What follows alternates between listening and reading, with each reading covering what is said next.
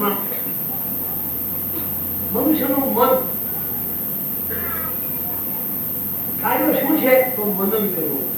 મનુષ્યના મનનું કાર્ય એટલે મનન કરવું. શુદ્ધની ભાષામાં જો આપણે કહીએ, શુદ્ધની ભાષામાં કહીએ તો મનન ભૂમિ, એવી શુદ્ધ મનન ભૂમિ. એ શુદ્ધ મનન ભૂમિ એ ચૈતન ભૂમિ, એને ચૈતન ભૂમિ કહેવામાં. એ શુદ્ધ મનન ભૂમિ તેને ચૈતન ભૂમિ કહેવામાં. હવે દરેક જણ જયારે સપનાવસ્થામાં હોય ત્યારે આ ચૈતન ભૂમિમાં હોય. પ્રત્યેક જણ આપણે બધા જયારે સ્વપ્ન ભૂમિમાં હોઈએ ત્યારે ચૈતન ભૂમિમાં આપણે હોઈએ. ચૈતન ભૂમિ એ સ્વપ્ન ભૂમિ. હવે મન આપણા કાળમાં હોય નહીં. મન આવે જણનું આપણે જાત જાતના સપના આવે એનું કારણ આપણું મન. સપના આવે તેનું કોઈને પૂછવાની જરૂર નહીં, વાયુ નથી, જરૂર કાંઈ નથી. પણ તમારું મન જો સ્થિર ના હોય તો તમને સપના આવે. બરાબર? મન સ્થિર ના હોય.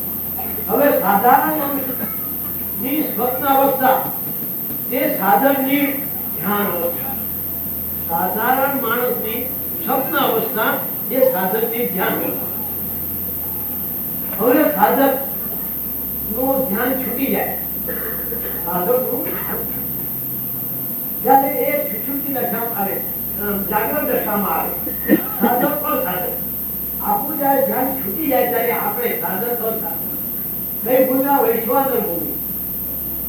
વૈશ્વાનર ભૂમિ આવે એ જાગૃત ભૂમિ છે. વૈશ્વાનર ભૂમિ પેલું ચેતન ભૂમિ, સ્વપ્ન ભૂમિ, ચેતન ભૂમિ.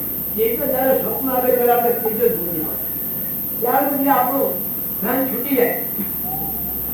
ત્યારે આપણે જાગીએ સાધક. ત્યારે જે સાધક હોય કેવો સાધક હોય? જે કઈ ભૂમિમાં આવે? વૈશ્વાનર. અને ત્યારે સાધક નું ધ્યાન છૂટે નહીં તો સાધક ઉઠે ઉઠે ઉઠે. એની ઊંચી ભૂમિકા, એનો કહેવાની નિશાની જુદી. એક ચડી જાય આપણે નીચે આવી જઈએ.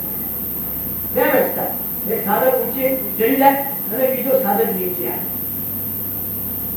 એ નીચે આવે તો જયારે સાધક ઊંચે ઊંચો જાય ત્યારે પ્રજ્ઞા ભૂમિમાં આવે. જ્ઞાન પ્રજ્ઞા ભૂમિમાં આવે.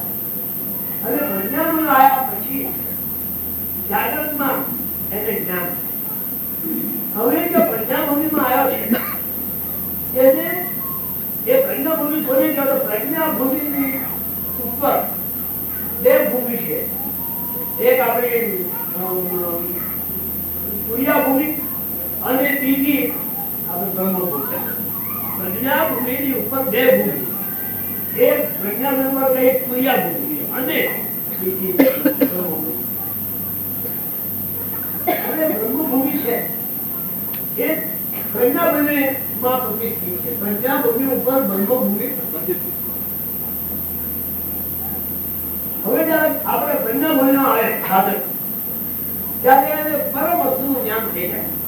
પ્રજ્ઞા ભૂમિમાં સાધક આવે ત્યારે એને પરમ વસ્તુનું જ્ઞાન થઈ જાય. હવે પરમ વસ્તુનું જ્ઞાન થાય તેનું નામ જ બ્રહ્મ છે. પ્રજ્ઞા પરમ વસ્તુનું જ્ઞાન થઈ જાય પ્રજ્ઞા ભૂમિમાં આવે ત્યારે. પ્રજ્ઞા ભૂમિમાં આવે ત્યારે સ્થિત થાય. એને સ્થિત પ્રજ્ઞા કહેવામાં આવે. સ્થિત થઈ અને સ્થિત પ્રજ્ઞા એટલે શું કે આપણા મનની અંદર જે કઈ વિચારો છે એને આપણે કાઢી અને આપણા અંદરમાં શાંતિ અનુભવે ત્યારે સ્થિત પ્રજ્ઞા કહેવામાં આવે. જેને આ મારો સ્થિત પ્રજ્ઞા છે. એને સ્થિત પ્રજ્ઞામાં જાય માણસ ત્યારે એને શું રહેતું. જયારે આપણે કોઈ માતાનો દીકરો મરી જાય તો માને બહુ શોખ થાય, પણ ઊંઘી જાય ત્યારે એને શોખ ના થાય. ઊંઘી જાય પાછી જાગે તેનો શોખ થાય. ત્યારે પ્રજ્ઞા ભૂમિમાં ગયેલો એને ફરી કઈ જ નહીં. એ જાગતો હોય કે સૂતો હોય એને કઈ સુખ જ નહીં. એ એવી મોટી ભૂમિ છે. જયારે આપણી આજે ભૂમિ છે આપણે કઈ પર આપણે શું થતું હોય ઊંઘી જઈએ તો આપણે ઊંઘે કર્યો પાછી ઉઠે એટલે દીકરો યાદ આવી જાય. ત્યારે ત્યાં પેલાને સુખ દુઃખ ની યાદ આવે. સુખ નહીં દુઃખ આવે. દુઃખ યાદ નહીં આવે એનું નામ સુખ. સુખ સુખ સમાય જાય તો બધું જાણવા ગયેલા માણસ હવે જે કન્યા એવું જાય માણસ એને જે જ્ઞાન થયું છે એને જ્ઞાનની અનુભૂતિ થઈ છે જેની અને અજ્ઞાન ફરી પાછું ચોટે છે એ ફરી પાછું અજ્ઞાન અવસ્થામાં આવે નહીં. બરોબર છે? અજ્ઞાન અવસ્થામાં આવે નહીં, એને ચાલ્યા જ કરે. કેવી રીતે? સૂર્ય ઉપર સૂર્ય હોય ત્યારે અંધારો આવે ના આવે, સૂર્ય હોય ત્યારે અંધારો ના આવે. એવી રીતે એ માણસને જયારે જ્ઞાન ત્યારે એને અજ્ઞાન આવે જ જ્ઞાનમાં.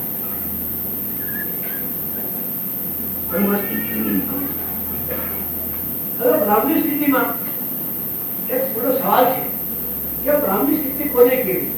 બરોબર, સ્થિત કરીને કોને કેવો? એક શું છે, પ્રજ્ઞા શું છે, વૈશ્વાનર શું છે, એ બધી ભૂમિ છે આપણા જીવનની અંદર. હવે સ્થિર પ્રજ્ઞામાં શું થાય છે? એને એમ થાય કે આ બધું એમ કે ભગવાન છે, મારું કઈ નથી, હું કરતા ભોગતા હું જે છે એ બધું એનું જ છે અને હું પણ તેમ જ છે. એવી સ્થિતિને બ્રાહ્મણી સ્થિતિ કહેવામાં આવે. મારું કઈ જ નથી, હું તો કેવળ નિમિત્ત માત્ર છું. મારું બળપણ, મારામાં જે કઈ રહેલું એ મારું નથી, જેને બ્રાહ્મણી સ્થિતિ. હવે બ્રાહ્મણી સ્થિતિ ઉપર निर्वाण, ब्रह्म निर्वाण, આપણે ઘણી વાર કે निर्वाण निर्वाण.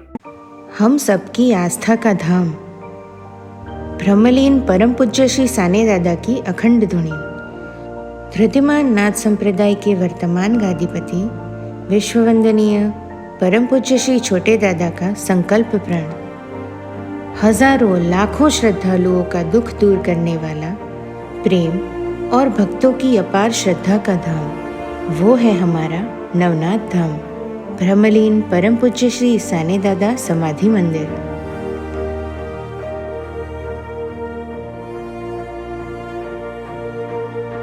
धृतिमान नाथ संप्रदाय के वर्तमान गादीपति विश्ववंदनीय परम पूज्य श्री छोटे दादा के प्रखर और प्रबल नेतृत्व के अंतर्गत ये भव्य मंदिर आकार ले रहा है. ब्रह्मलीन परम पूज्य सद्गुरु श्री साने दादा समाधि मंदिर निर्माण कार्य एक धार्मिक यज्ञ कार्य है, जिसमें आहुति रूप में तन, मन, धन का समर्पण करके पुण्य प्राप्ति के अधिकारी बनिए और आत्मभाव से तेरा तुझको अर्पण की मानस वृत्ति से अपना सहयोग अवश्य दें.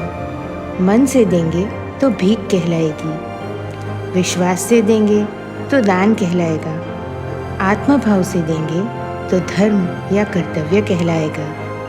आपका दान माँ विमला अखूट अन्न क्षेत्र ट्रस्ट में करें. आपका दान मूल्य आर्टिकल 80G के तहत आयकर से राहत दायरे में आएगा. दान करने के लिए संपर्क करें 9726970692 और 99137199765.